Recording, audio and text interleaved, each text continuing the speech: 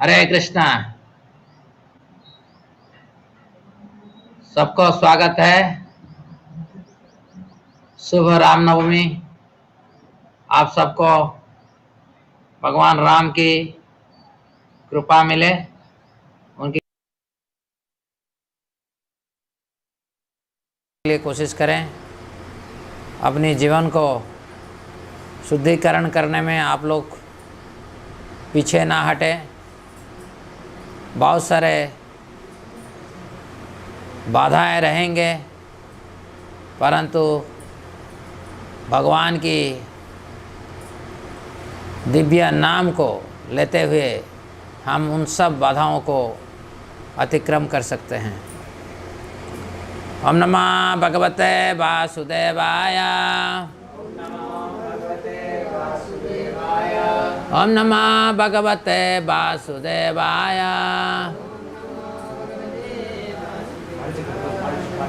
ओम नमः भगवते वासुदेवाय।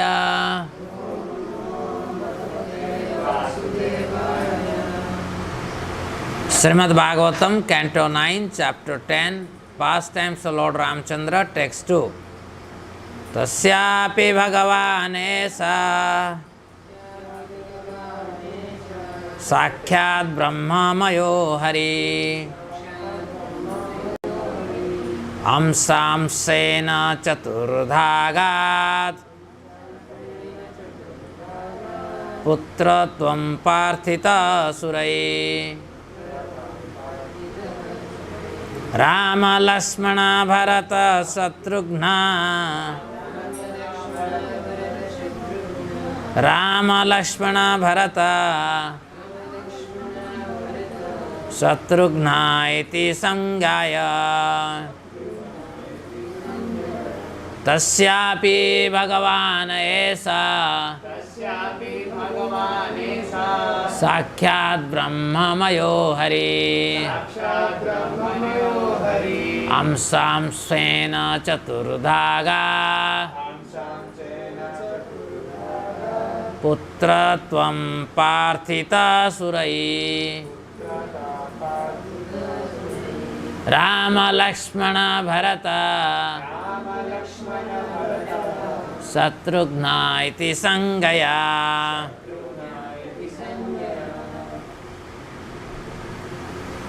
उच्चारण करिए।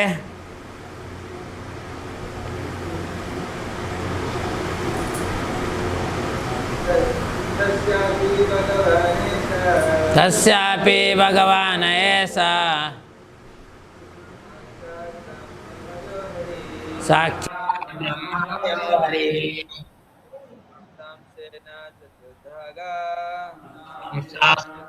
चतुर्धागा पुत्रत्वं पार्थितासुरैः। Ram Lakshman Bharat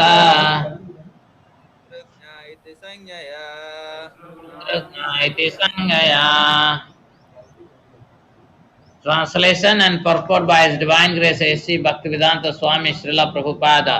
Srila Prabhupada ki being prayed for by the demigods, the Supreme Personality of Godhead, the Absolute Truth Himself, directly appeared with His expansion and expansion of the expansion. Their holy names were Rama, Lakshmana, Bharata and Shatrugna.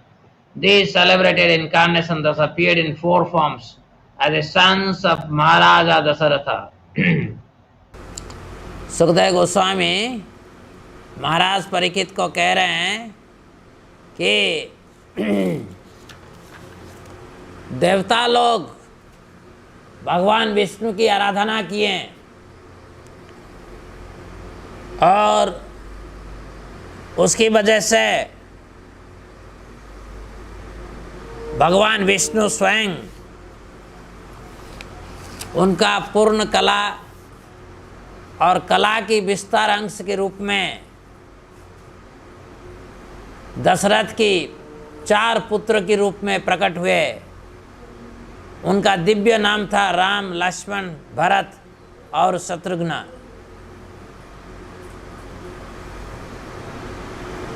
और ये जो 4 जो है दशरथ महाराज की पुत्र के रूप में सारा ब्रह्मांड में प्रसिद्ध हैं। भगवान रामचंद्र और उनके भाई लक्ष्मण, भरत और शत्रुघ्न, ये सब विष्णु तत्व हैं, यानी कि सब विष्णु ही है।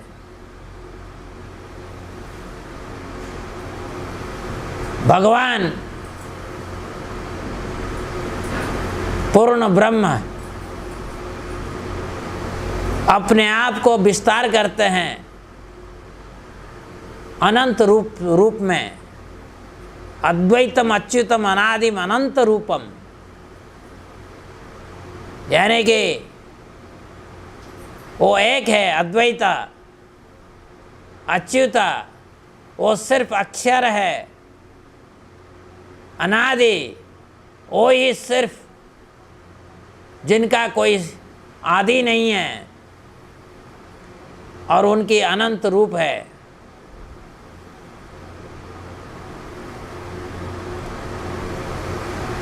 यद्यपि भगवान एक हैं, विष्णु तत्व का बहुत अवतार हैं, बहुत रूप है।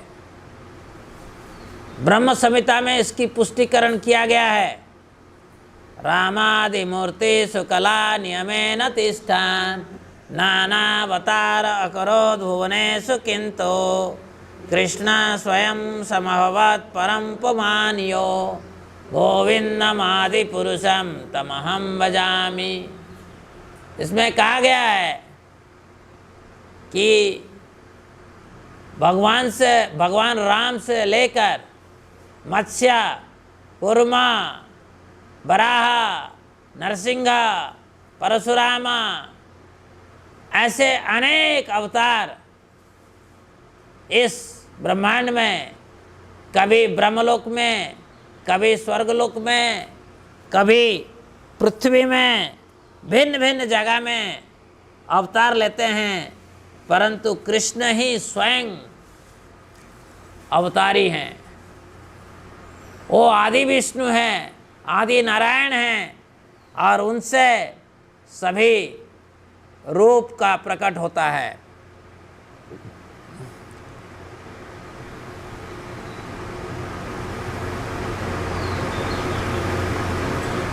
भगवान के ऐसे अनेक रूप, उनका भिन्न भिन्न संरचना में स्थित है।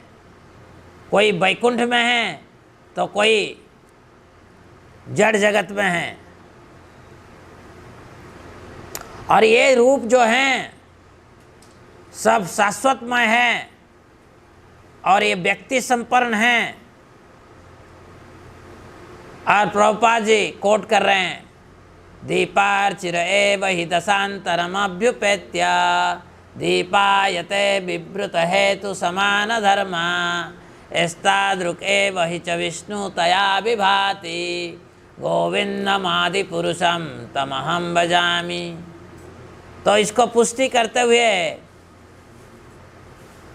प्रभुपाद जी कह रहे हैं, ब्रह्म संहिता में ब्रह्मा जी कह रहे हैं, जैसे एक दिया से आप 1000 दिया जलाते हो, परंतु सब दिया बराबर की है, ऐसे ही आदि विष्णु कृष्ण अनेक रूप में अपने आप को प्रस्तुत करते हैं, प्रकट करते हैं, और ये सब रूप बराबर है।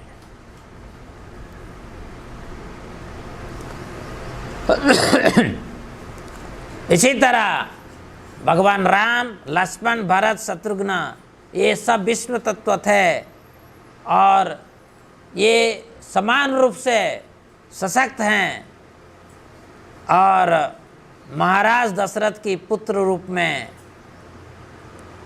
इस धरती में करीबन 20 लाख साल पहले प्रकट हुए थे, जब देवता लोग प्रार्थना किए थे विष्णु जी की आराधना किए थे, ये कह कर कि आपको प्रकट होना पड़ेगा, नहीं तो रावण की निधन होने वाला नहीं है।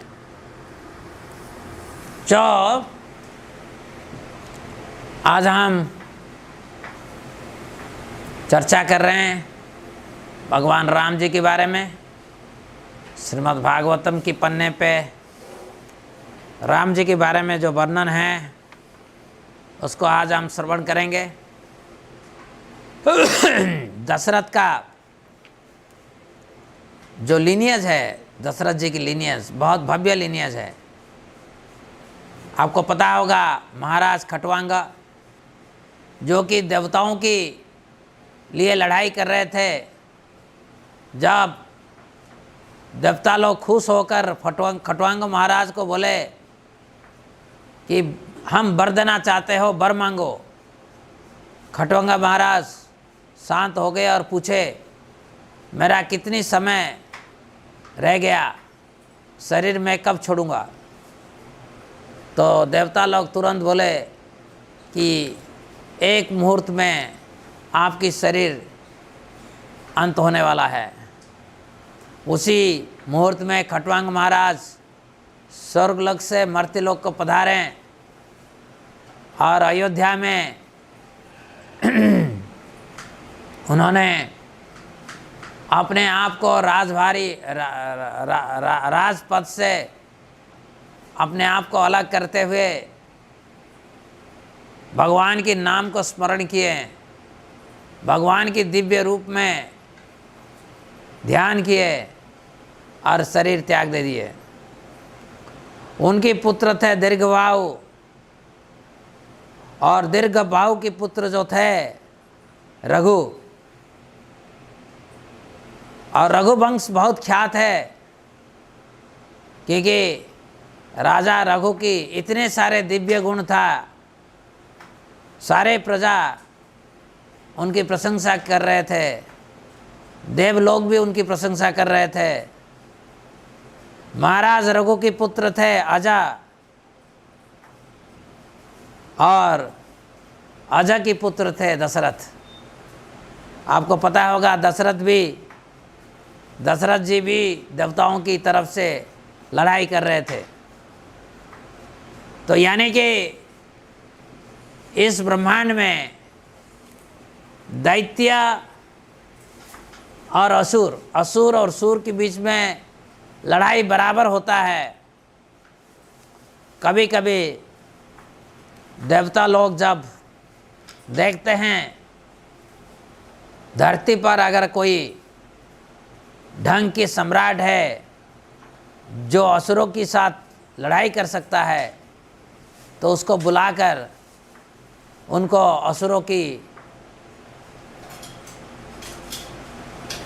असुरों के साथ लड़ाई करने के लिए आमंत्रण देते थे, न्योता देते थे।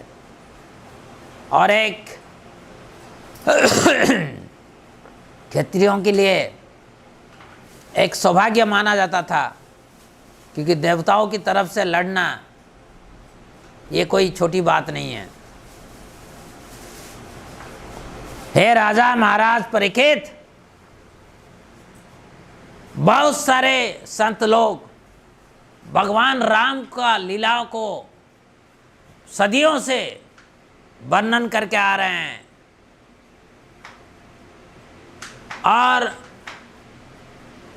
अभी भी ऐसे महापुरुष हैं इस धरती पर जो भगवान राम को स्वयं दर्शन किए हैं। और क्योंकि आप भगवान राम के बारे में इतनी सुन चुके हो, इसीलिए मैं सीताराम के बारे में संक्षिप्त में वर्णन करूंगा।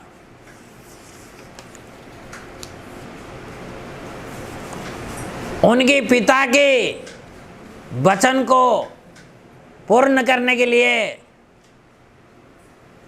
भगवान रामचंद्र जो जिनका राज्याभिषेक होने वाला था, राजपद को त्याग देकर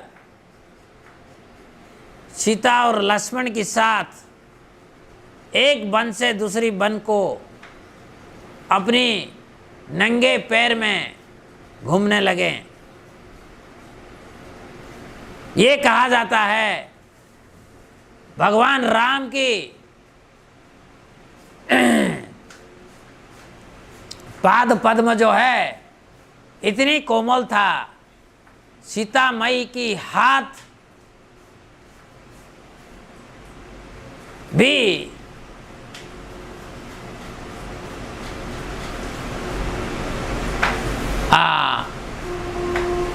सीता माई की हाथ के स्पर्श का सहन करने में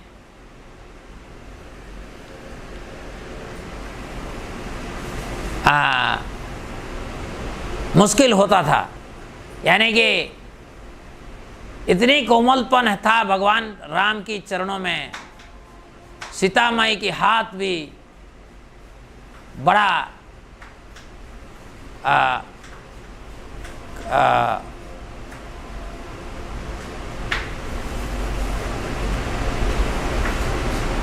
उनके लिए बड़ा उस चरणों के लिए उनकी हाथ भी इतना कोमल नहीं था। भगवान राम समय के क्रम में हनुमान जी, सुग्रीव, लक्ष्मण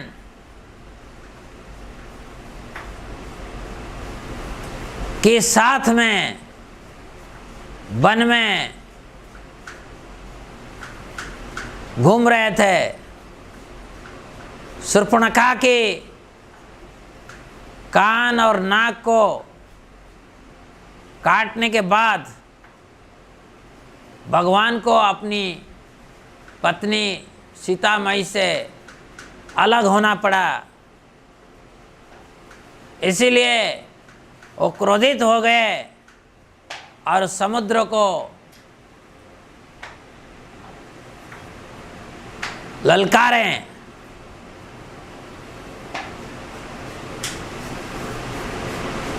समुद्र भगवान के चरणों में अपने को समर्पण किया और विनती किया कि आपका महिमा के लिए मेरा ऊपर एक ब्रिज बनाइए।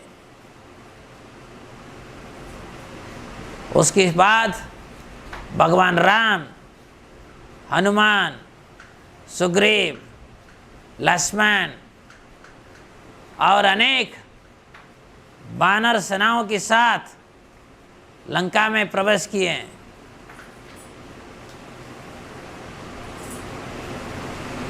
वो भगवान राम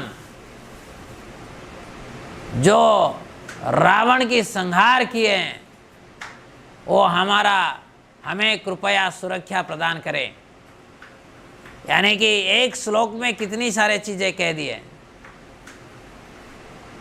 एक श्लोक में उन्होंने कहा, सुखदेव गोस्वामी ने, कि कैकेयी ने वर मांग लिया दशरथ से, राजा भरत राजा बनेंगे, राम वनवास जाएंगे, और भगवान राम पिता की वचन को रक्षा करने के लिए तुरंत निकल पड़े वन को। उनकी साथ दिए उनकी पत्नी सीता माई और उनके भाई लक्ष्मण। एक वन से दूसरे वन को भ्रमण करते करते शूर्पणखा की साथ इनकी साक्षात्कार हुआ, एनकाउंटर हुआ, और उससे शूर्पणखा जब बदमाशगिरी की तो उसकी नाक और कान को काट दिया गया। उसकी वजह से रावण ने आकर सीता की अपहरण किया और राम और लक्ष्मण सीता को ढूंढते ढूंढते पहुंच गए किष्किंधा। किष्किंधा में मिले सुग्रीव, हनुमान, अंगद, नल, नील, और इन सब की सहायता में राम सीता की खोज शुरू कर दिए। हनुमान जी सीता अशोका वाटिका में है करके सूचना लेकर पहुंच गए। तो फिर भगवान राम ने समुंदर की तरफ क्रोधित होकर जब देखे तो लगा कि समुंदर जल जाएगा। सो समुंदर स्वयं आकर राम जी के चरणों में अपने आप को समर्पित किए और विनती किए कि मेरा ऊपर एक सेतु बंध बांधिए।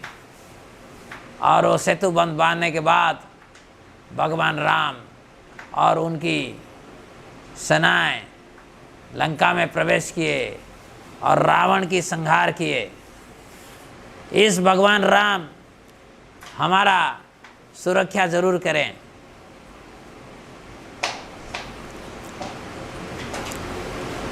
सुखदेव गोस्वामी कह रहे हैं, जब विश्वामित्र जी राम और लक्ष्मण को लेके गए थे अपनी सिद्धाश्रम, वहीं पे अयोध्या के निकट वो सिद्धाश्रम था।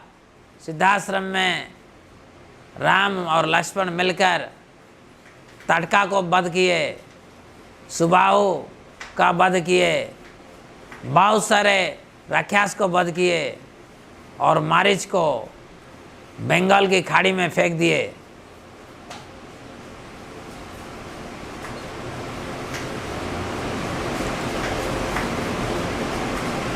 ये रामचंद्र जो कि अनेक राक्षसों को, अनेक असुरों को वध किए लक्ष्मण जी की उपस्थिति में, कृपया हमारा ऊपर हमारा सुरक्षा दिए, हमें सुरक्षा प्रदान करें। हमारी अंदर हर तरह के आसुरिक गुण है, तो असली सुरक्षा प्रदान करने का अर्थ है, हे भगवान राम, मेरा अंदर जितनी आसुरिक गुण है उसको विनाश करिए। ये आसुरिक गुण मेरा जीवन को बर्बादी के रास्ता में ले रहा है, इसलिए कृपया आप इसको समाप्त करिए, मुझे सुरक्षा दीजिए ताकि मैं भगवान राम की चरणों की बंधन कर सकता हूँ जीवन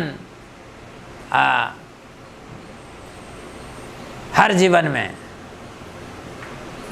फिर सुखदेव गोस्वामी कह रहे हैं, भगवान राम की जो लीला है बहुत सुंदर है।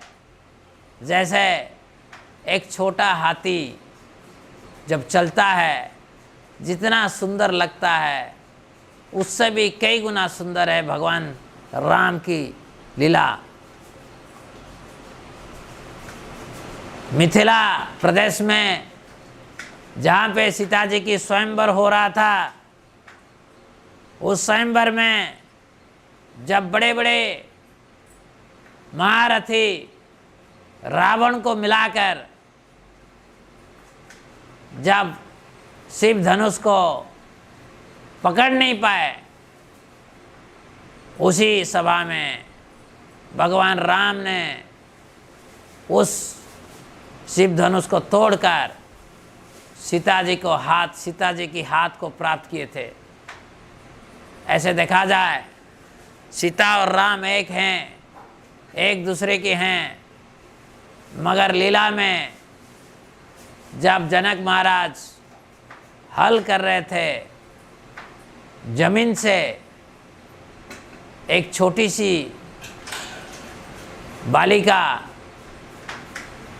प्रकट हुई और आकाशवाणी हुआ, हे राजा, आपकी संतान नहीं है, आप इसको स्वीकार करिए और पालिए। तो जनक जी बड़े प्यार से सीता जी को बड़े किए, और सिर्फ जब 9 साल था सीता जी का, तब राम जी के साथ शादी हुआ था।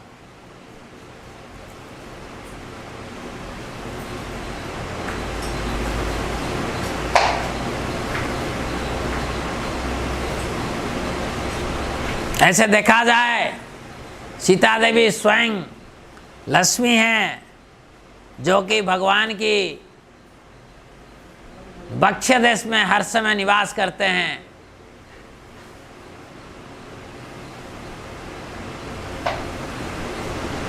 जब सीता जी की हाथ शिकार किए भगवान राम, जब वो उसके बाद जब वो अयोध्या वापस आ रहे थे, उस समय उनकी मुलाकात हुआ परशुराम जी से।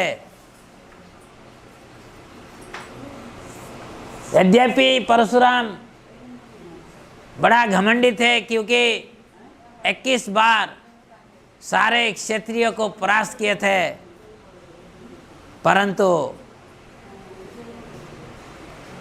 भगवान राम जो कि क्षत्रिय कुल में जन्म लिए थे, वो परशुराम को पराजय किए। सिर्फ पराजय नहीं किए, परशुराम जी को जो शक्ति मिला था, विष्णु शक्ति जो मिला था, वो शक्ति की नाश कर दिए भगवान राम।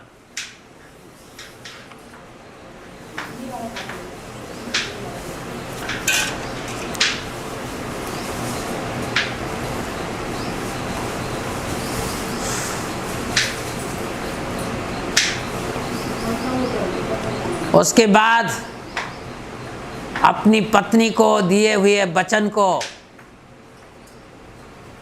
पालन करने हेतु उनके पुत्र रामचंद्र राज्य को त्याग देते हुए अपनी ऐश्वर्य, अपनी साथी, अपनी शुभाकांक्षी, अपनी राजमहल, ऐसे सब कुछ त्याग देकर, जैसे एक मुक्त आत्मा इस दुनिया का सब कुछ को त्याग देता है, ऐसे ही भगवान राम सब कुछ त्याग देकर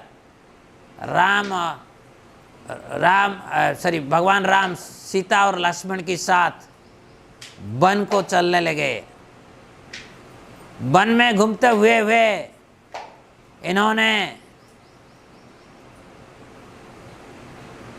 बड़ा तपस्वी की तरह जीने लगे। उनके हाथ में जो धनुष और तीर था, वो धनुष और तीर के आगे ना देवता आ सकते थे, ना राक्षस।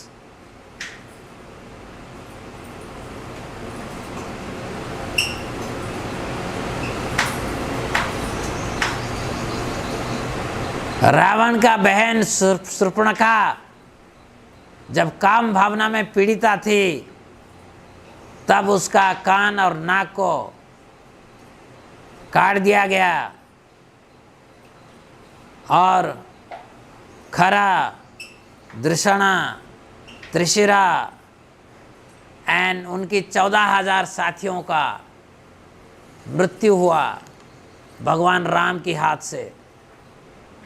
वो महाराज परीक्षित, जब रावण ने सुना सीता जी की दिव्य सुंदरता, उनकी मन जो है काम भावना में भर गया। भगवान राम को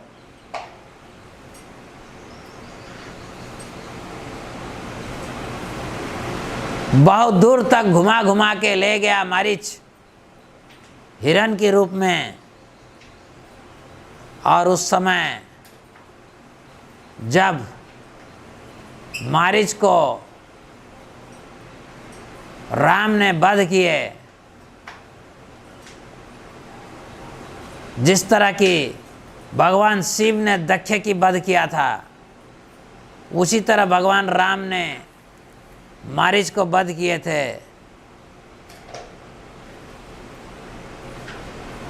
और मारीच की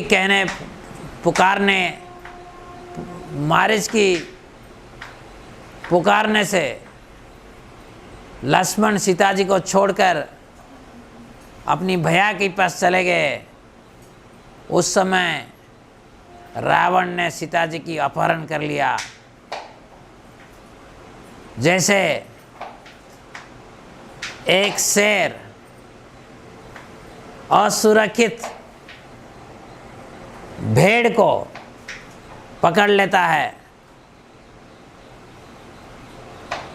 उसके बाद राम और लक्ष्मण जंगल में सीता जी की बहुत खोज किए। इस लीला में भगवान राम ने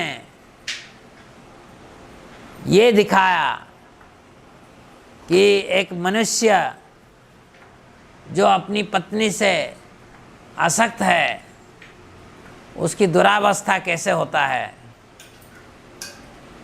कैसे फूट फूट कर रहता है। ये लीला को भी इन्होंने किया।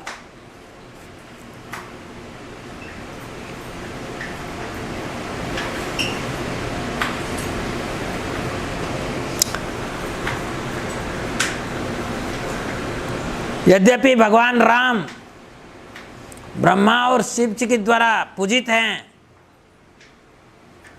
परंतु एक मनुष्य की रूप धारण किए थे। वन में सीता को ढूंढते हुए जटायु की अंत्येष्टि संस्कार किए।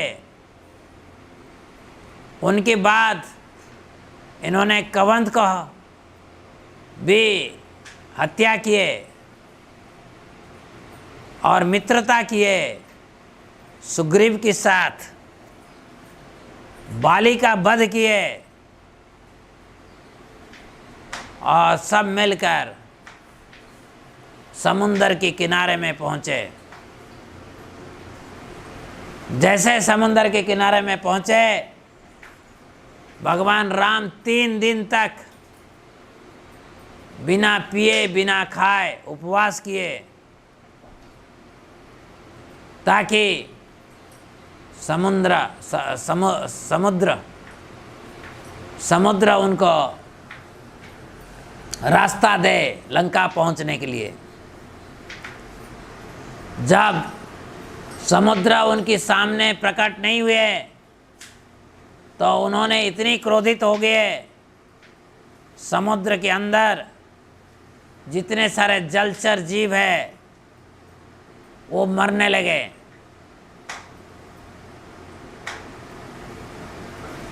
तो उसके बाद समुद्र भगवान राम की शरण लिए, उनकी चरणों में गिरकर समुद्र जी ने बोले, हे भगवान, हम मूर्ख हैं, हम समझ नहीं पाते हैं आप कौन हैं, परंतु आप असलियत में स्वयं भगवान हो, विष्णु हो, इस ब्रह्मांड के मालिक हो, आप आदि विष्णु हो। देवता लोग सात्विक गुण में रहते हुए अहंकार में डूब जाते हैं। प्रजापति लोग राजसिक गुण में डूब जाते हैं और भूत प्रेत आदि तमगुण में डूब जाते हैं। परंतु आप ये तीनों गुणों की स्वामी हो। हे भगवान, आप मेरा पानी को जिस तरह चाहो उस तरह ही व्यवहार करो। आप इस पानी को अतिक्रम करके लंका पहुंच सकते हो। रावण के व्यभिचार बहुत बढ़ गया है, अब आप पधारे हो तो उसकी विनाश अवश्यंभावी है। ये रावण विश्रवा की पुत्र है, परंतु मूत्र से भी और हीन है। कृपया जाइए, रावण की निधन करिए, आपकी पत्नी सीता जी को आप हासिल करिए। हे भगवान, यद्यपि मेरा पानी आपको लंका में पहुंचने के लिए कोई बाधा नहीं करेगा, फिर भी मेरा एक विनती है कि मेरा ऊपर एक सेतु बंध की स्थापना आप करिए, क्योंकि अगर सेतु बंध बन जाएगा, आने वाले दिन में बड़े बड़े राजा, बड़े बड़े हीरो, ये सब आपकी गुणगान करेंगे। तत्पश्चात सुखदेव गोस्वामी ने बोले, ब्रिज सेतुबंध बनाने के बाद, और सेतुबंध कैसे बना? वो बना पानी के ऊपर बड़े बड़े पत्थर, बड़े बड़े पर्वत को फेंका गया, परंतु क्योंकि उसको ऊपर राम राम लिखा गया, तो ये सब पानी में डूबे नहीं। पानी में ये सब पत्थर तैरने लगे। जब लंका में पहुंचे,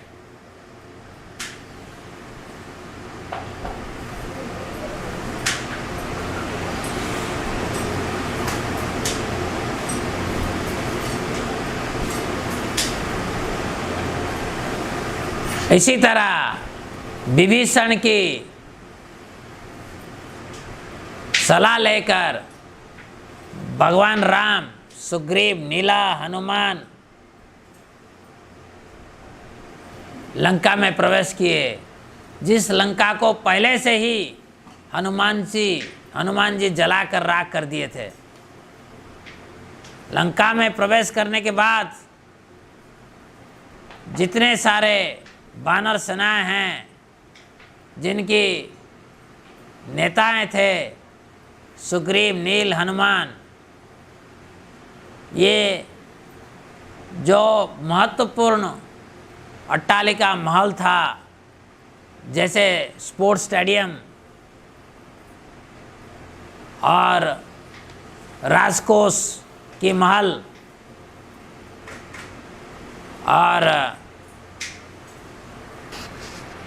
गेट, प्रधान गेट जो होता है, राज्यसभा, ये सब स्ट्रेटेजिक लोकेशन को इन्होंने दखल कर लिया, कैप्चर कर लिया।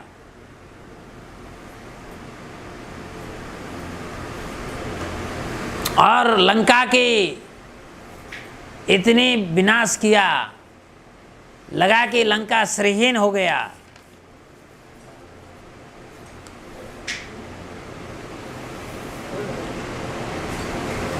अपना राज्य को ध्वंस होते हुए देखते हुए रावण ने अपना सेनाओं को बुलाया, जैसे निकुंभ, कुंभ, धूम्राख्या, दुर्मुख, सुरांतका, नरांतका और अपनी बेटा इंद्रजित, इन सब को बुलाया। प्रहस्त, अतिकाय, विकंपना, कुंभकर्ण, ऐसे सब को बुलाकर भगवान राम के साथ युद्ध करवाया और सब एक एक मरने लगे।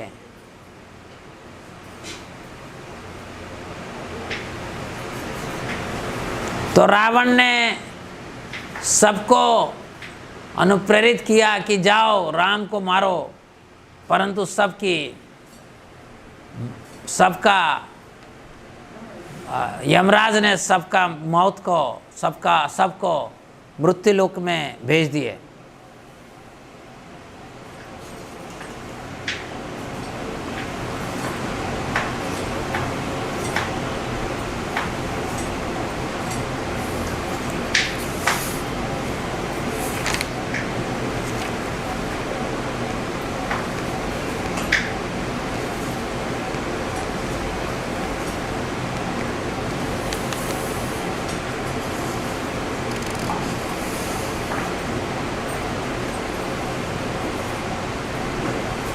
जब रावण ने देखा एक एक करके मारा, भगवान राम से मारे जा रहे हैं और अपना पुत्र की वध हो गया, तो स्वयं अपनी विमान में बैठकर युद्ध करने के लिए भगवान राम के पास आ गया।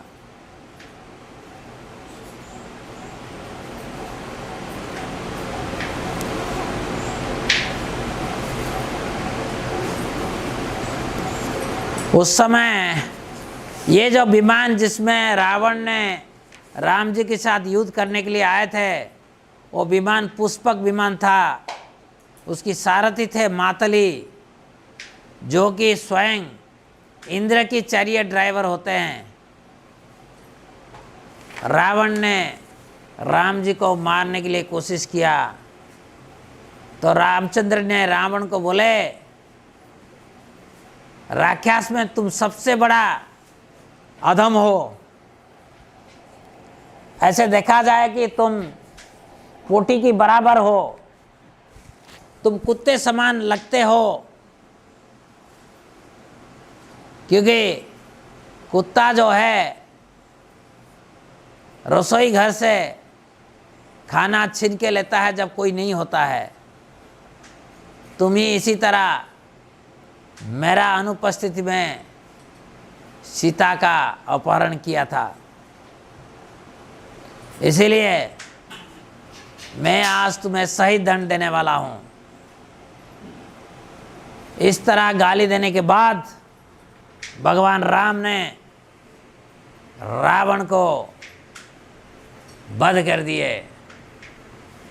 रावण का छाती जो है राम जी की तीर में विद्ध हो गया। ये देखकर कि रावण मर गया है, उनकी जितने सारे फॉलोअर्स थे, अनुयायी थे, सब रोने लगे। क्या हो गया, हमारा मालिक का ऐसे दुर्दशा कैसे हुआ है?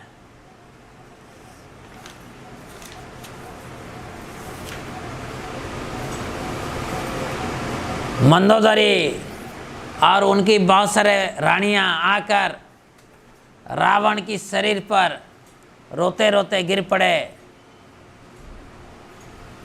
और बोलने लगे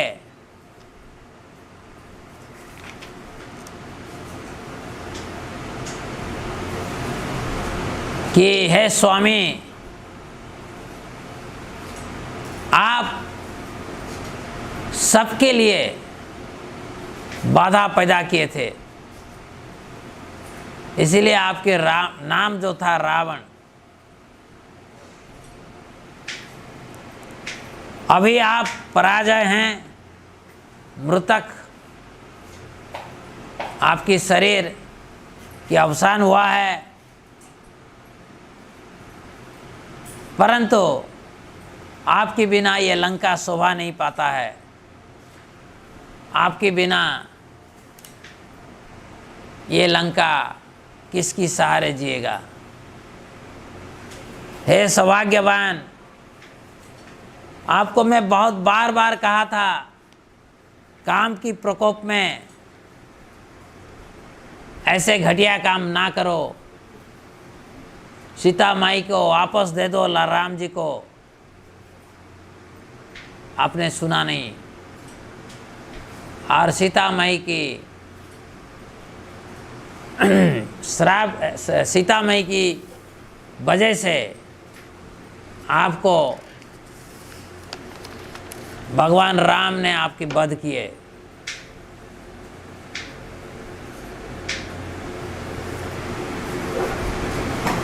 आपके कर्मों की वजह से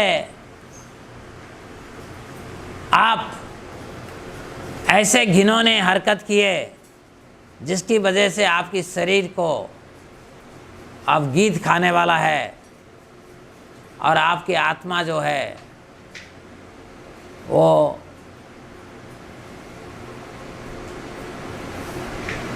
नरक को जाने के लिए तैयार है। सुखदेव गोस्वामी ने बोले, विभीषण जो रावण की धर्मशील भ्राता थे, इन्होंने भगवान राम को स्वागत किए और राम जी की आज्ञा लेकर अपनी भाई का अंत्येष्टि क्रिया किए ताकि रावण नरक को ना जाए।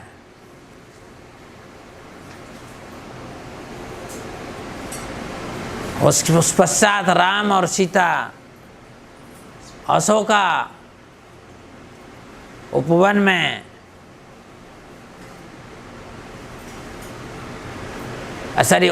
उसके बाद भगवान राम ने सीता को अशोका वाटिका में देखे और उस समय सीता माई बहुत पतली हो गई थी और क्योंकि भगवान राम की विरह में थे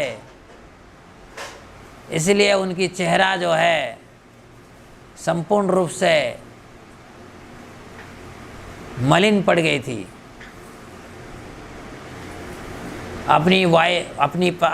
अपना पत्नी की ये दुर्दशा देखते हुए भगवान राम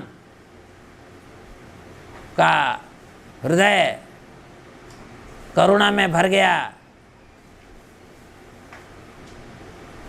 और बड़ा प्यार से अपनी पत्नी को स्वीकार किए। विभीषण को लंका का राजा बनाकर रामचंद्र पुष्पक विमान में सीता देवी, हनुमान, सुग्रीव, लक्ष्मण को लेकर अयोध्या को वापस गए। जब अयोध्या में पहुँचे भगवान राम, उस समय महाराज भरत ने उनको वंदना किए, स्वागत किए। स्वयं ब्रह्मा जी, जितने सारे देवता हैं, सब अयोध्या में हाजिर हो गए भगवान राम का स्वागत करने के लिए।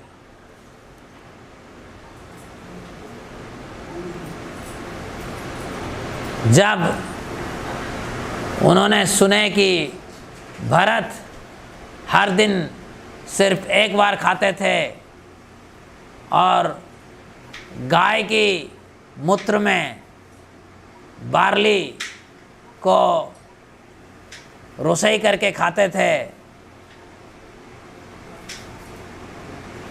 और पेड़ की छाले को पहनकर भूमि पर सोते थे, ये देखकर भगवान राम रो पड़े।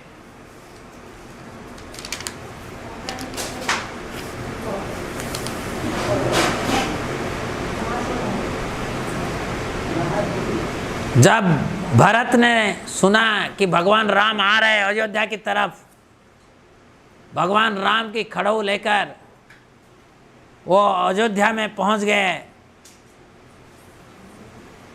अपना मंत्री, पुरोहित और प्रजाओं के साथ इन्होंने भगवान राम की स्वागत के लिए बहुत बड़ा उत्सव की आयोजन किया। ब्राह्मणों ने वैदिक मंत्र की उच्चारण किए।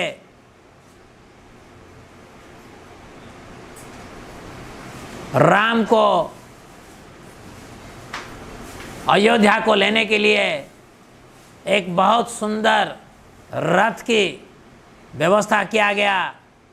रथ की सजावट हुआ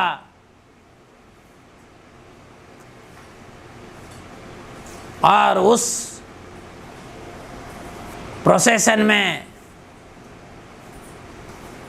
बहुत सारे मंत्री, राज परिषद,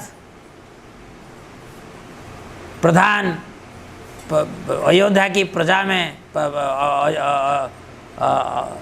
अयोध्या की प्रजाओं में जो मेन प्रतिनिधि हैं और सुंदर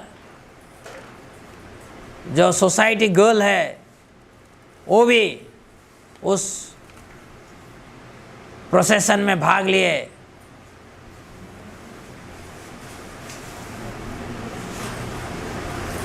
और जैसे राम जी को मिले, राम की चरण में एक लकड़ी की तरह गिर गए।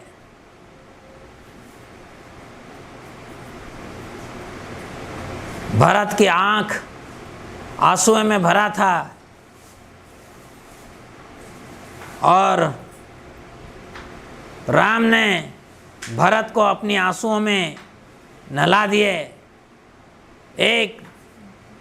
दोनों एक दूसरे की आलिंगन में बहुत समय तक रहे।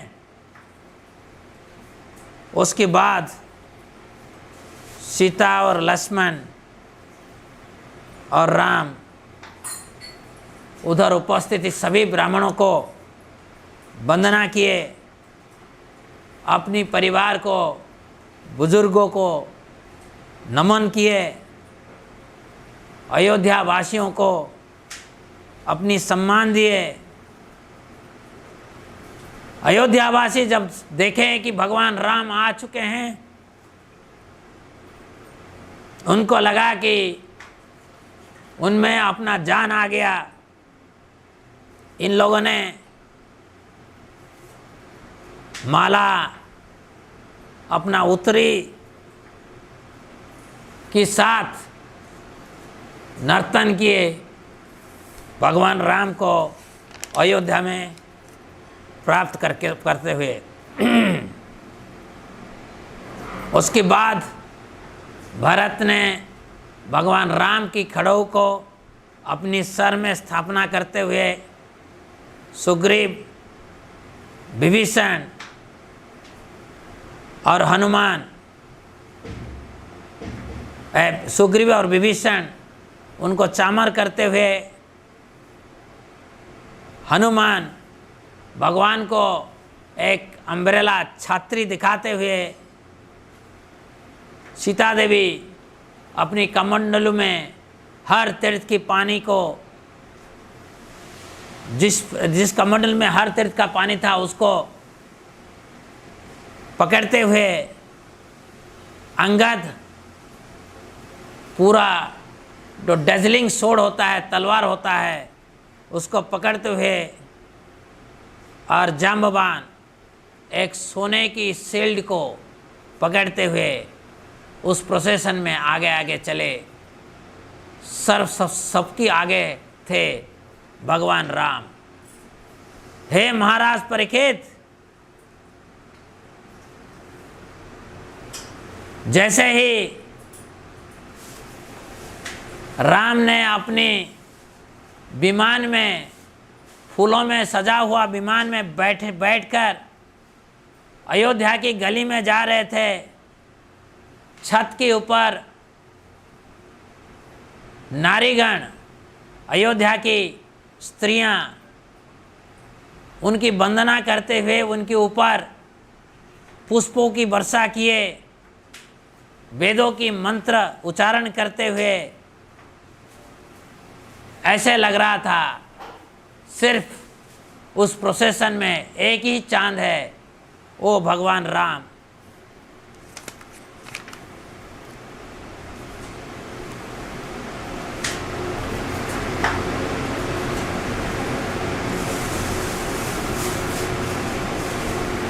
राजमहल में प्रवेश करने के बाद भगवान राम अपनी माताओं को प्रणाम किए, कैकेयी को भी प्रणाम किए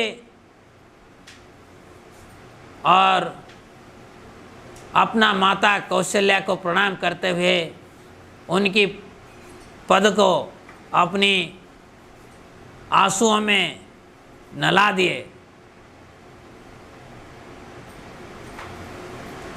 अपना कुलगुरु वशिष्ठ जी को नमन किए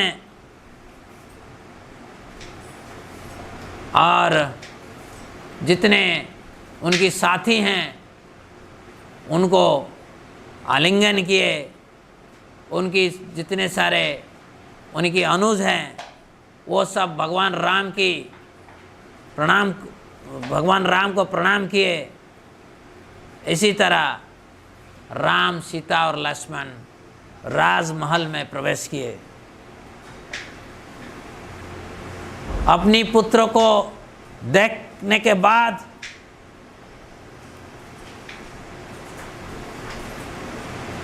राम, लक्ष्मण, भरत और शत्रुघ्न की माताएं ऐसे उठे जैसे कि पहला बार उनकी शरीर के अंदर आत्मा जाग उठा है। सारे माताएं अपनी गोद में पुत्रों को बिठाएं और बिठाकर अपनी अश्रु में उनको नहला दिए। और इसी तरह ये जो एक बहुत बड़ा विरह की बेला था उसको विस्मरण करने लगे। उनकी परिवार की कुलगुरु वशिष्ठ रामचंद्र का राज्याभिषेक का आयोजन शुरू कर दिए। राम को संपूर्ण रूप से मुंडन किया गया और समुंदर, हर तीर्थ की पानी, 4 समुंदर और हर तीर्थ की पानी से उनको नहलाया गया। उनकी अभिषेक ऐसे हुआ मानो जैसे इंद्र, स्वर्ग की राजा इंद्र की अभिषेक होता है।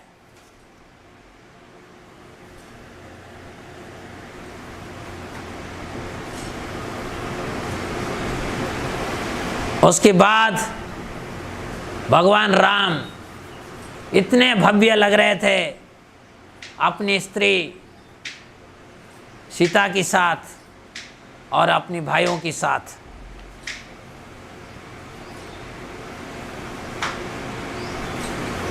भरत से बड़ा प्रीत होकर भगवान राम ने राजगादी को, राजभार को स्वीकार किए और अपनी प्रजाओं को पिता तुल्य देखभाल किए। अपने प्रजा, वर्ण और आश्रम के अंतर्गत सही मायने में नियुक्त हुए और प्रजा लोग भगवान राम को अपने पिता के रूप में मानते थे। त्रेता युग में भगवान राम ऐसे राम राज्य दिए थे मानो लगता था कि ये सत्य युग है। धर्म की 4 पहिया बराबर मेंटेन्ड था। भगवान राम के राज्य में वन, नदी, पर्वत, 7 द्वीप, 7 समुद्र, ये सब जीवन की जितने सारे नेसेसिटीज हैं, ज़रूरत है, वो सब देते थे। भगवान राम के राज्य में ना किसी को शारीरिक रोग था, मानसिक रोग था, किसी को बुढ़ापा नहीं आता था, किसी के अंदर ना भय था, ना थकावट था, और जो मरना नहीं चाहते थे वो मृत्यु को भी जय कर लिए थे। भगवान राम ये स्वीकार किए थे कि वो हर समय एक पत्नी व्रत रहेंगे और आदर्श राजा का व्यवहार प्रदर्शन करते हुए इन्होंने एक ऐसे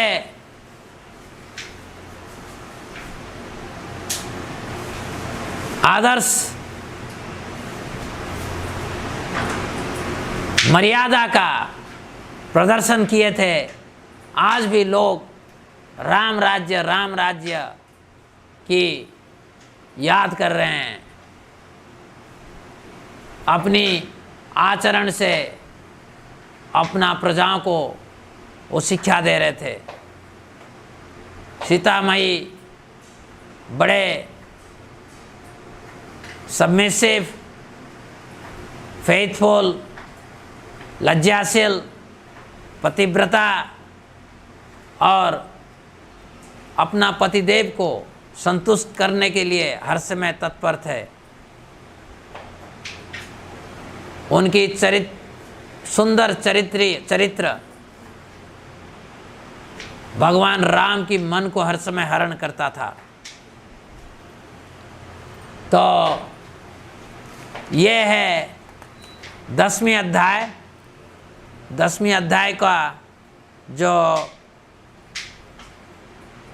विषय वस्तु है, मैं उसको हिंदी में मेरा त्रुटि संपन्न अनुवाद करते हुए मैं आज सुबह का राम कथा को विराम देता हूँ। आज शाम को बहुत सुंदर राम कथा होगा। किष्किंध्या कांड, सुंदर कांड। तो आप लोग 7 बजे, 6:30 बजे से आप सिस्टम में आ जाइए। 7 बजे कथा शुरू होगा। और आज रामनवमी है। कहीं ना कहीं भगवान राम की प्रकट हो रहा है। ये नहीं कि एक जगह में प्रकट हो रहा है। अब कितने ब्रह्मांड में भगवान राम के अभी प्रकट हो रहा है, हम गिनती नहीं कर सकते हैं, क्योंकि करोड़ों करोड़ों ब्रह्मांड है। और कोई ना कोई ब्रह्मांड में भगवान राम की प्रकट हो रहा है। आज सुबह, आज दोपहर 12 बजे आसपास, 12 बजे के आसपास भगवान राम प्रकट होंगे। सारे ब्रह्मांड, इस ब्रह्मांड सिर्फ नहीं, करोड़ों ब्रह्मांड इंतज़ार कर रहा है भगवान राम की प्रकट हो। जब भगवान राम प्रकट होते हैं तो मनुष्य आसुरिक प्रवृत्ति को त्याग देकर राम जी की दिए हुए रास्ता पर चलते हैं। राम जी की आदर्श को पालन करते हुए जाते हैं। अब देखो, राम जी को प्रचार, जैसे भगवान कृष्ण ने हमें दिए भगवद गीता, राम जी को भगवद गीता देने का कोई ज़रूरी नहीं था, क्योंकि इन्होंने इस तरह के आदर्श पालन किए हैं। उस आदर्श को, उस मर्यादा को पालन करने के लिए हमें मजबूर कर देते हैं। राम जी की जीवन जो है वही भगवद गीता है, वही भागवतम है, वही रामायण है। तो भगवान राम की जीवन को, जो जीवन यात्रा को अगर हम सही मायने में समझे, गुरु परंपराओं में श्रवण करें, तो जरूर भगवान राम की कृपा हमारे ऊपर होगा। जैसे आप लोगों ने देखा, सुखदेव गोस्वामी बारंबार कह रहे हैं, ये राम हमें कृपा करे, ये राम हमें सुरक्षा प्रदान करे। जब भगवान के नाम हम लेते हैं, हमें हर समय इस तरह की प्रार्थना करना चाहिए, हे भगवान, मेरा अंदर जितना आसुरिक प्रवृत्ति है उसकी विनाश करिए, मेरा हृदय में आप निवास करिए, मुझे स्वयं आदेश दीजिए कि आपकी मिशन क्या है, आपकी मिशन में मैं कैसे एक हिस्सा बनूं, इस तरह की भावना हमारे अंदर हर समय होना चाहिए। भगवान राम बड़ा कृपालु है। हमारा जीवन जो है क्षणिक है, अस्थाई है। ये शरीर के अवसान कभी भी हो सकता है, परंतु भगवान राम का याद करके, इनकी लीलाओं को याद करके हम ये भयानक समुंदर से छुटकारा हमें मिल सकता है। ये जो भवसागर है इसका कोई किनारा नहीं है। ये भवसागर के बीचों बीच हम डूब रहे हैं। तो एक ही उपाय है, अयि नंद तनुजा किंकरम पतितम मां विषमे भवाम बुधौ कृपया तब पाद पंकज सित धूलि सदृशम विचिंतया। हे भगवान राम, हे कृष्ण, हम इस भवसागर के बीच में डूब रहे हैं। इसका कोई किनारा हमें दिखाई नहीं दे रहा है। आप कृपया मुझे ये बीच समुंदर से उठाकर अपनी चरणों में स्थान प्रदान करिए। यही मेरा एकमात्र भरोसा है, आशा है। कृपया इसको पूर्ण करिए। मैं आपका भक्त हूँ, आपका भक्त बनने के लिए हर कोशिश कर रहा हूँ। हरे कृष्णा। श्री रामचंद्र आविर्भाव तिथि महामहोत्सव की, श्री श्री सीताराम लक्ष्मण हनुमान की, श्री श्री रामनवमी महामहोत्सव की गौर प्रमानंदे हरि हरि बोल। अभी आप लोगों को दर्शन मिलेगा। दर्शन के बाद आज की प्रोग्राम समाप्त होगा। हरे कृष्ण।